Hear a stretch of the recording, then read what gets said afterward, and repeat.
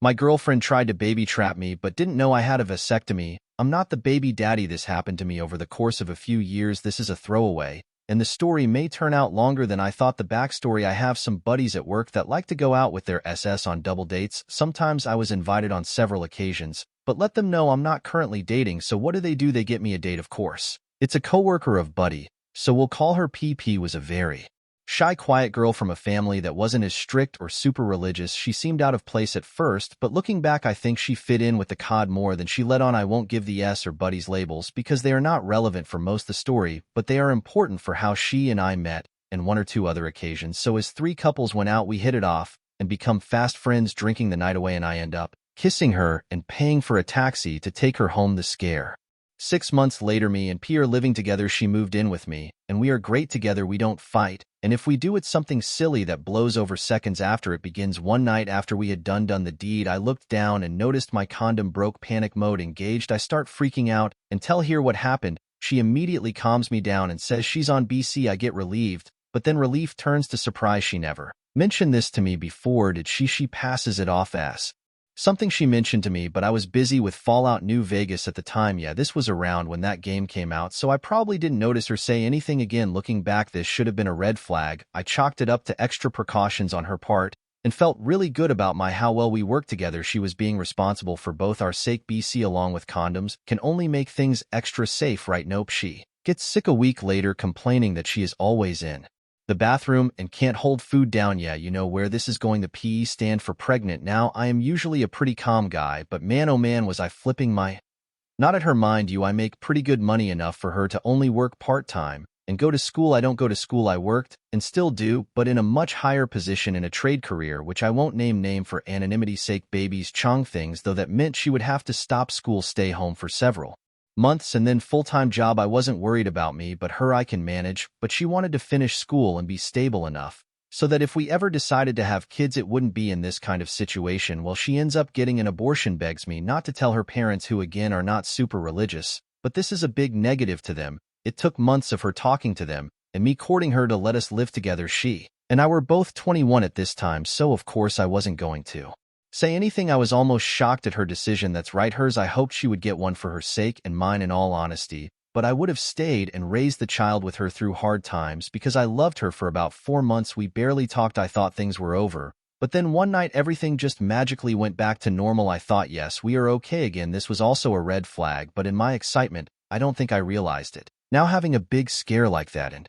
knowing she was on BC led me to the decision. Some of you may or may not cringe at the vasectomy. I had one. Now, I went in for the consult with my primary care doctor and was referred to where I had it done. A week of ice and paid vacation. Now, I know what you are thinking, and I saved some juice for later just in case. And although I should have, I didn't tell P. Now, I know that you're thinking WDF, but honestly, she was on break at the time, visiting family. I wanted to wait and let her know when she got home and not discuss it when her parents are around. Wasn't sure how they would react if they overheard. I'm sure you can see how much her family opinion matters, and it will come up later too. I was back at work on light duty and business picked up fast. I had no time to even text or call her, letting her know I needed to talk to her about something important. By the time she got home, we both got so busy that I didn't even mention it. This may seem odd since it's a major game changer for a relationship, but I was also a young man whose life was and still is mostly full of constant go, go, go, work, work, work. Just vanishes to the cold storage. Sometimes a heartbreak. Fast forward 2.5 years, I was promoted a few times, was high off life, loved my so, and we were thinking about getting married when she finished school. By this point, our relationship had progressed enough that we no longer used BC pills or condoms. Now, she said she got an IUD to prevent pregnancy. I thought that was odd at first, thinking about how I was snipped. Oh well, maybe she just wanted to be extra sure. Well, not so much. About midway through August 2014, and she gets sick again. This time we have no idea what she could have. I rush her to the ER and become that guy who took his SE to the hospital to find out she is pregnant. Now, the first thing most of you guys probably think I did was scream, "You or cheater." Nope, I acted just as surprised as she did. Told her it's fine, we can get through this, and I'm with her 100%. The truth: now state laws differ, and your results may vary, but here, unless the father signs a birth certificate himself in person, it doesn't count. I made sure, because the first thing I did after getting some time alone from her was see my company's attorney for a consult. He recommended me a good person to seek legal counsel in paternal matters. A week and a half or so later, I meet him and Make sure if I have undeniable proof that I'm not the father I would have. No responsibility for the baby or P according to our state laws, so I had my assurances, and as far as she knew it was probably mine right after all. We were not using any BC at all. None. Turns out she had scheduled the appointment, had it put in, but was removed because of complications that caused pain and swelling. This I was not informed of. Now normally I leave personal belongings alone. I trusted her and did not want to be the overbearing so that looks at your. By accident, we both had our own phones, PCs, and tablets, so she didn't suspect a thing when I searched through, literally no joke, guys, hundreds of emails of her back and forth, setting updates, times, and prices. That's right, she was effing for cash, or so I thought. Turns out she was actually effing for free and selling meds that she stole from patients. The abortion she got was not the first. Oh, did I mention she was in school to become an RN? She would sneak meds. Anyway, she would take them from old people, young people, cancer patients. She was a sneaky.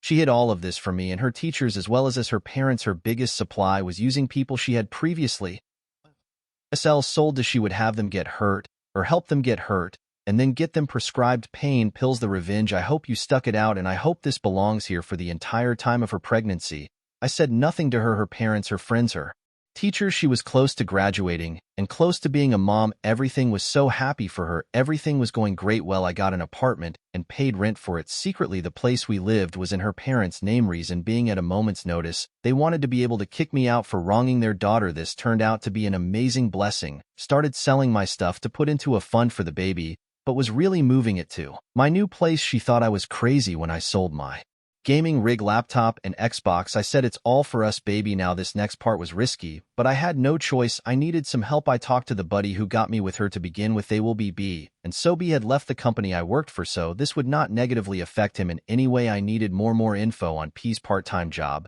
so that I could get back at her. So was her boss, and she was exactly the same to them on the outside as she was to everyone else. To this day, I kind of admire her ninja ability, but it's also why I have no regrets or guilt. I told them everything, showed them everything, B, and so were shocked, sad, sorry for me, sorry for her, then effing furious with her. How dare she manipulate them like this? So stated, things go missing from the workplace, cash draw short, but P is always covered some kind of way. She had been framing people and was just very careful and calculated in her plans, so said she. In all honesty, never looked real hard at her either. Her facade had everyone fooled. Well, lucky for me, so said. In P's maternity leave, security cameras were replaced and better quality. We made our plan then, and comes the week that she is due. She is wheeled into the hospital and stays for 3 nights before she births him. I have no problems with the child, as you will soon find out, but at the time he was a symbol of misplaced trust and a broken heart. They have to take the baby away after a few minutes. He is jaundice, and although he seems fine, want to make double sure. She reluctantly lets him go. What should we name our son? I tell you, readers, I must have looked like the cat from Alice. I sure felt like I was. Are you mean you're what color? She had left drains, and she stammers to speak before I put my hand up and tell her I got a snip 6 months after we started dating. Her face almost seems to cave in. That confirms for me the baby is only your baby, not ours, baby, but yours, and yours alone. Alone. Tears. Nothing but tears. I told her that she was never to speak to me again and walked out. I told the medical staff that under no circumstances was my name to be on that certificate. I was a concerned former boyfriend that she cheated on, and she was a junkie. Lab reports on the cord blood unfortunately later showed this to be true, but the baby was fine, D, and that I was only here to make sure her baby was all right. I was not to be contacted, and if she says I'm her boyfriend, don't believe her. If I needed to prove that to them, I would. I left, packed my to my new apartment. Pro revenge. I know what you're thinking. That was not really that harsh at all. I didn't think so either. I waited until she was back at home. I left my keys and $400 in an envelope at her place so that she had money when she was out, and also told her I knew that she would either buy some more pills, B, try and sell her busted Tercy,